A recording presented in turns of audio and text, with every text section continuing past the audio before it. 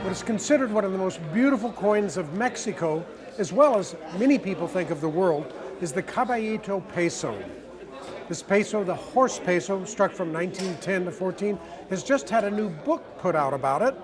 We talked to the author to find out more about this new book. I am amazed at the support and the responsiveness to it. People just love it.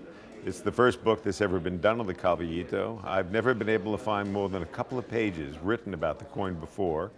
They were done by catalogers for large sales, such as the J.B. Parker collection back in '89. And a lot of the information that gets carried over from catalog to catalog will include the errors that somebody may have made previously. So I felt that it was appropriate to update the body of knowledge, and you get kind of compulsive when you really love something, you know. I had a microbiology professor that told me years ago that you find your greatest freedom in the smallest focus. And I initially thought he meant just looking through a microscope. But really, as you look through a microscope, a whole entire world opens up. And the same thing happens when you look at a coin. You know, you see details that you don't see at the first glance. And then there's a certain image and a representation of some symbol that all of a sudden reveals itself to you. Like specifically on the Caballito, it looks like Liberty is wrapped in a dress with flowing fabric. It turns out that it's not a dress at all. She is literally wrapped in a bolt of fabric, which represents the fabric of society. And this was an element that had carried over from the designer, Charles Palais, from his mentor, Jules Clement Chaplain, I think is how it's pronounced, Chaplin if you're an American. He designed the 20 gold franc French rooster. And on a lot of his works, there was that Art Nouveau element. And you could see the influence from his mentor. What would you say to other aspiring writers how to get their works done? Find another job.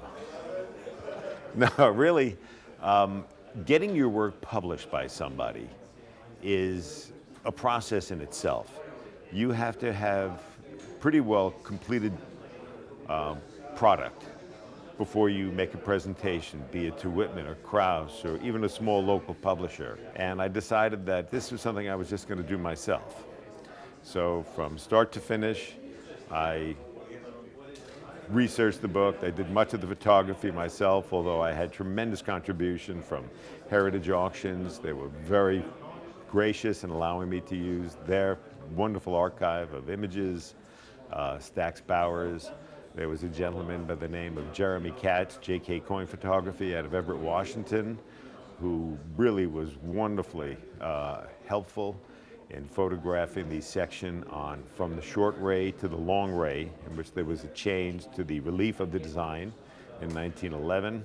He did all the microphotography, and it made for a beautiful side-by-side presentation. The editing, the book is completely bilingual, and it couldn't have been done without the assistance of Roberto Del Bosque out of Brownsville, Texas. He has a company called Mexican Coins and More.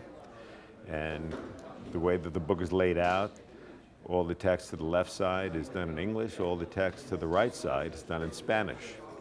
And it was imperative to do that, because if I was going to do a book about a Mexican issue, to not do it in Spanish as well would not have properly received, and people would have looked at this and said, you know, who's this gringo writing about one of our Mexican coins?